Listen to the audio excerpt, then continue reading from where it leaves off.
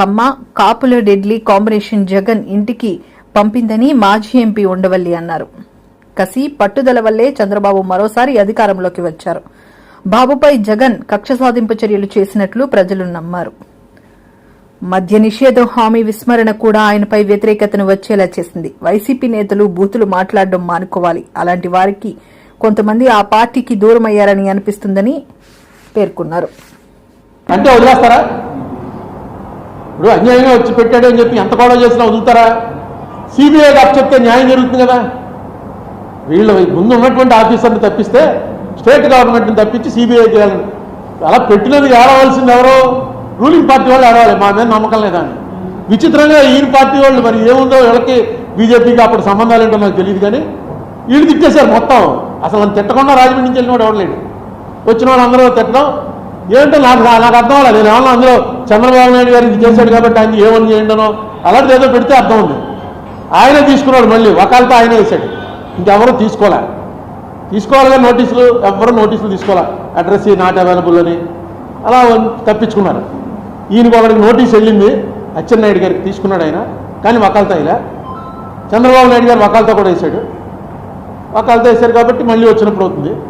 దాని మీద ఇంకా నేను వీళ్ళకేదో సిబిఐ ఎంక్వైరీ అయితే కరెక్ట్గా వస్తుందిరా అనుకుంటే వీళ్ళు ఏడిచేస్తుంటే ఇంకేం చేస్తాం? నిన్ను కొట్టాడండి ఎవరోనో, ఇక్కడ ప్రకాష్ గారు పోలీస్ స్టేషన్కి వెళ్ళి కంప్లైంట్ ఇచ్చావు అది నన్ను కొట్టాడని. ఆ పోలీసును కొట్టినాడు ఒకటే. నేను అలా రోడ్డు మీద పోతే ఆపి ఈ స్టేషన్లో కదా, నువ్వు వెళ్ళి ఎస్పీకి ఈ స్టేషన్ నాకు వీల్లేదని చెప్పు, వీళ్ళంతా కలిసిపోయినారని చెప్పు అని అన్నాను. అంటే నువ్వు బయటకు వచ్చి నన్ను అప్గా కొడితే నేనేం చేయను?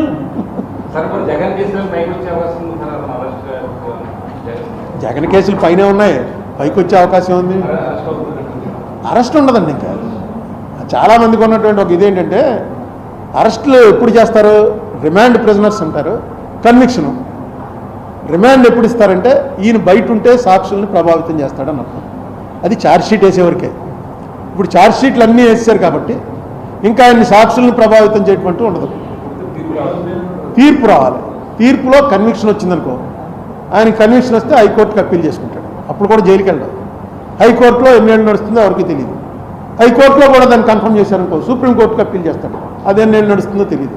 కానీ కన్విక్షన్ వస్తే జరగబోయే ప్రమాదం ఏంటంటే 2 ఏళ్ళు దాటి కన్విక్షన్ అయితే డిస్క్వాలిఫై అయిపోతాడు. డిస్క్వాలిఫై అయిపోతే ఇంకా ఆయన పోటీ చేయడానికి కుదరదు.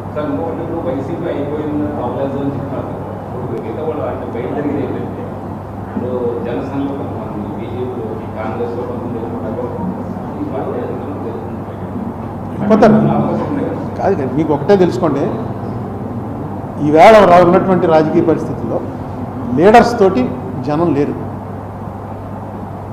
జనం ఉన్నది పార్టీస్ తోటి ఉంటున్నారు.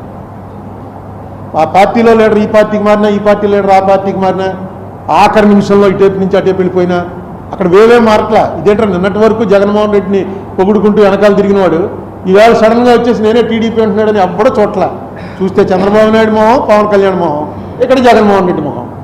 నెగ్గితే వాళ్ళు నెగ్గినట్టు, ఓడిపోతే వాళ్ళు ఓడిపోయినట్టు. మీ మిగతా ఇండివిజువల్స్ వల్ల ఏమన్నా ఒక 2 to 3% డ్యామేజ్ ఉండొచ్చు, ప్లస్ ఉండొచ్చు.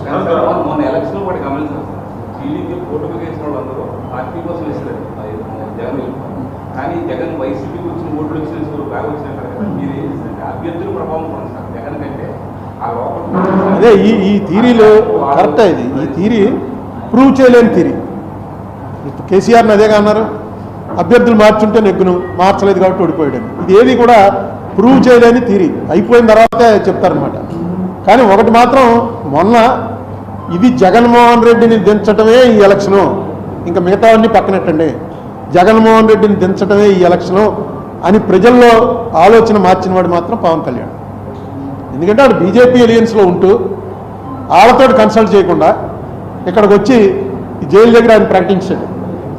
ఆ ప్రకటించడంతో ఓకే, వాళ్ళు వచ్చినా రాకపోయినా పవన్ కళ్యాణ్ వచ్చేస్తాడు రా మనతో. పవన్ కళ్యాణ్ రావటమే నేను అనేకసార్లు చెప్పాను, డెడ్లీ కాంబినేషన్. అది కాపు కమ్మ కలవటం అనేది చాలా డెడ్లీ కాంబినేషన్. అది అనౌన్స్ అయిపోయింది. తర్వాత మరి ఎవరు కాళ్ళు చెప్పాను, కాళ్ళు పెట్టుకున్నాడో ఏం చేశాడు, కానీ బీజేపీని కూడా ఒప్పించి తీసుకొచ్చాడు. బీజేపీకి మంచిది అయింది. వీళ్ళిద్దరే ఉంటే ఇంకా ఒక సీట్ ఎక్కువ వచ్చినేమో. సో మంత్రి పదవులు కూడా ఎక్కువ గోదావరి జిల్లాకి ఎవరికి ఇవ్వలేదు, అందులో ఒకటి కొత్త సుభాష్కి ఇచ్చారు. ఇప్పుడు ఎలా మతలబు ఉందంటారా సీనియర్లు పక్కన పెట్టి కొత్త దుర్గేష్ కొత్త మంత్రి ఏంటంటే వాసుదేవ్ సుభాష్ అంటే ఇప్పుడు ఎలా వస్తుందంటే వీటిలో జనరల్గా సీనియర్స్లో ఒకటికి ఇచ్చారనుకోండి మిగతా వాళ్ళకి బాధేస్తుంది. సీనియర్స్ అందరినీ పక్కన పెట్టాడు అనేటువంటి ఒక ఫీలింగ్ ఎప్పుడైతే వెళ్తుందో, నెక్స్ట్ ఈవేళ ఉన్న పరిస్థితుల్లో నేను రేపు ఎలక్షన్ నెగ్గి మంత్రి అవ్వాలరా అనేటువంటి ఆ అంబిషన్ తోటి వచ్చినోడు ఎవడలేడు, జగన్ ఓడిపోవాలరా అన్నది తప్ప మొన్న ఎలక్షన్లో ఇంకేం కనబడలా. జగన్ ఓడిపోవాలరా అన్నది ఫస్ట్ లాస్ట్ అదే ఒకటే ఇష్యూ అనమాట. ఎజెండా ఒకటే, ఆ ఎజెండా సెట్ చేసింది డెఫినెట్గా పవన్ కళ్యాణ్.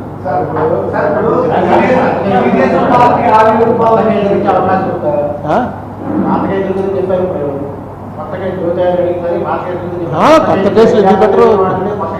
కొత్త కేసులు పెడతారు, ఎందుకు పెట్టరు? ఆ అరెస్టులు నేను ఆయన అడిగింది పాత కేసుల గురించి. కొత్త కేసుల్లో అరెస్టులు ఉండొచ్చు, మళ్ళీ దాంట్లో బెయిల్స్ ఉంటాయి, ఇవన్నీ ప్యారలల్గా రన్ అవుతూ ఉంటాయి. అంటే పవన్ కళ్యాణ్ ఒక మాట అన్నాడు, మంచి మాట అన్నాడు. అది నేను ముందు నుంచి చెప్తున్నాను మీకు.